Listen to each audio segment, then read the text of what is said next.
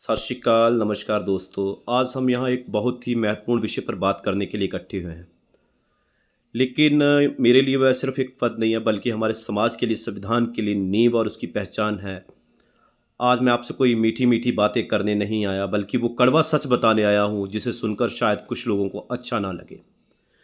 पर सुनना बेहद ज़रूरी है। आज हमारे समाज में एक भयानक मौन छाया हुआ है। लोग सब कुछ देख रहे हैं, सब कुछ सह रहे हैं, लेकिन आवाज़ उठाने से डरते हैं।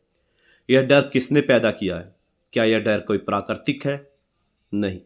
यह डर उन लोगों ने पैदा किया जो हमारे संवैधानिक मूल्यों पर हमला कर रहे हैं, जो हमारी अभिव्यक्ति की स्वतंत्रता को कुचल रहे हैं और जो हमें बांट कर राज करना चाहते हैं। आक्रामक बनो, क्योंकि शांति अब काम नहीं आती। आज का समय से शांति से बैठने का नहीं है। शांत वो लोग बैठते हैं जिन्हें कोई फर्क नहीं पड़ता, जिनके घर में आग नहीं लगी है। लेकिन हमारे घरों में, हमारे गांव में, हमारे शहरों में हर दिन अन्याय की आग लग रही है।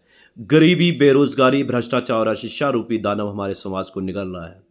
जब हमारे संवैधानिक गरिमा पर हमला हो रहा है, अब हमारे सम्मान और अधिकार छीने जा रहे हैं, तो क्या हम चुप रहना चाहिए? दोस्तों, प्रधानी का चुनाव आ रहा और मैं कहता हूं कि अब समय है हमें सही चुनने का। अब हमें आक्रामक होना पड़ेगा। हमें वो हिम्मत दिखानी पड़ेगी जो सच्चाई के लिए लड़े। हमें वो निडरता दिखानी पड़ेगी जो हमारे संविधान के अनुच्छेद 19(1) के में निहित अभिव्यक्ति की स्वतंत्रता का शक्ति का इस्तेमाल करे। हमें अपने हक के लिए लड़ना होगा, शोर मचाना होगा, क्योंकि मीठे बोलों से नहीं, दबाव से बदलाव आता है। उन प्रधानों से बचो जो दलाली करते हैं। दोस्तों, हमारे समाज का एक और काला सच है। उन प्रधानों से बचिए जो जनता के सेवक नहीं, बल्कि थाने तहसीलों के दलाल बन गए हैं, जो हर छोटे बड़े काम के लिए राजनेताओं की चमचागिरी करते फिरते हैं, जिनके पास अपने लोगों की समस्या को जनप्रतिनिधियों को सामने रखने का दम नहीं है। क्या हमने ऐसा नेता को चुनने के लिए अपने संवैधानिक अधिकार का इस्तेमाल किया था, जो सिर्फ अपने पेट की चिंता करे, जनता के दर्द को भूल जाए, जो जनता के बीच में जाने से कतराए और सिर्फ बड़े बड़े नेताओं के आगे पीछे घूमता रहे? हमें ऐसे नेता की जरूरत नहीं है जो सेवा नहीं बल्कि दलाली करे, जो सवाल नहीं बल्कि जी हजूरी करे, जो जनता के दर्द को अपनी ताकत ना समझे बल्कि अपनी कमजोरी बना ले। ऐसे लोग हमारे लोकतंत्र के लिए नहीं बल्कि अपने स्वार्थ के लिए काम करते हैं। संवैधानिक ज्ञान और जन भागीदारी की शक्ति। आज जब कोई नेता सिर्फ अपनी जाति, धर्म या क्षेत्र की बात करता है, तो वह हमारे संविधान की आत्मा पर हमला करता है। हमारा संविधान कहता है कि हम सभी भारतीय समान हैं। कोई भी नेता हमें बांटकर अपनी राजनीतिक रोटियां नहीं सेक सकता। अगर कोई ऐसा करता है तो वो हमारे लोकतंत्र के मूल सिद्धांतों का उल्लंघन करता है। हम ऐसे नेता को चुनना होगा जो संविधान को सिर्फ एक किताब नहीं बल्कि जीने का तरीका समझे, जो सूचना का अधिकार आरटीआई को हथियार बनाकर भ्रष्टाचार के खिलाफ लड़े, जो जन भागीदारों को सिर्फ एक शब्द नहीं बल्कि अपनी सरकार की नींव समझे। हमें ऐसे नेता की जरूरत है जो संविधान की शपथ का सम्मान करे, ना कि सिर्फ एक औपचारिकता समझे। फैसला आपका है, भविष्य आपका है। आप तो चुनाव करते समय यह याद रखें, झूठे वादों को पहचानें, जो सिर्फ ऊंची ऊंची बातें करते हैं और जमीनी हकीकत से दूर रहें, उसे तुरंत नकार दें। संवैधानिक निष्ठा को परखें, देखें कि कौन सा नेता संवैधानिक मूल्यों जैसे समानता, न्याय और धर्मनिरपेक्षता के लिए खड़ा है। आक्रामक और निडरता को चुने, उस व्यक्ति को चुने जो जनता की आवाज को उठाने से डरे नहीं, जो सत्ता के सामने झुकने से इंकार कर दे। याद रखें, यह लड़ाई हमारी है। हमें खुद ही अपने संविधान की रक्षा करनी होगी। हमें खुद ही अपने अधिकारों के लिए लड़ना होगा। उठो, जागो और बदलाव लाओ।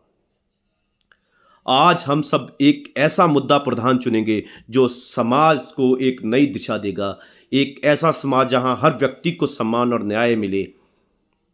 हमें चुनना होगा वो नेता, वो शख्स जो जनप्रतिनिधियों के आगे हाथ जोड़ने से उनसे प्रश्न करने की ताकत रखे। हमारी सड़कें टूटी हुई हैं, हमारे रास्ते टूटे हुए हैं, लेकिन हमारी बात करने वाला कोई इतना दमदार नेता चाहिए कि जो जाकर जनप्रतिनिधियों के आगे घुटने ना टेके, उनकी बात कर सके, हमारी बात कर सके, हमारे मुद्दे रख सके, हमारी समस्या जो है शासन स्तर तक पहुंचा सके।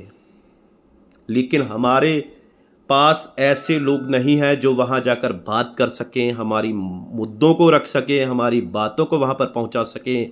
क्योंकि ज़्यादातर हमारे जो ग्राम प्रधान होते हैं वो जाते हैं वहाँ पर, कुर्सियों पर बैठते हैं और पकौड़े खाकर वापस चले आते हैं।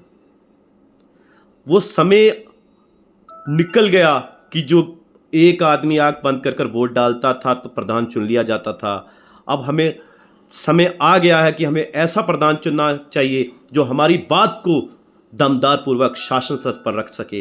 हमारा कोई अगर कोई समस्या है उसको सामने जाकर अधिकारियों के सामने रख सके, जिलाधिकारी के सामने हमारे मुद्दे उठा सके। जंगल की समस्याएं आती हैं, तार की समस्या आती तो उन मुद्दों की भी बात कर सके। उन मुद्दों को ले जाकर डीएफओ के सामने रखे कि कैसे जानवर फसलों को चट कर रहे हैं, कैसे जानवर कितना परेशानी दे रहे हैं। उन बातों को रखने के लिए एक दमदार शिक्षित प्रधान हमें चाहिए, जो हमारी बात दमदार तरीके से अधिकारियों के समक्ष रख सके। यह नहीं कि जी हजूरी जा रहा है और फूल लेकर गया, गुलदस्ता लिया, फ़ोटो खिंचवाकर वापस आ गया। ऐसे हमारे पास बहुत है, फ़ोटो खिंचवाने वाले हमारे पास बहुत पड़े हुए हैं।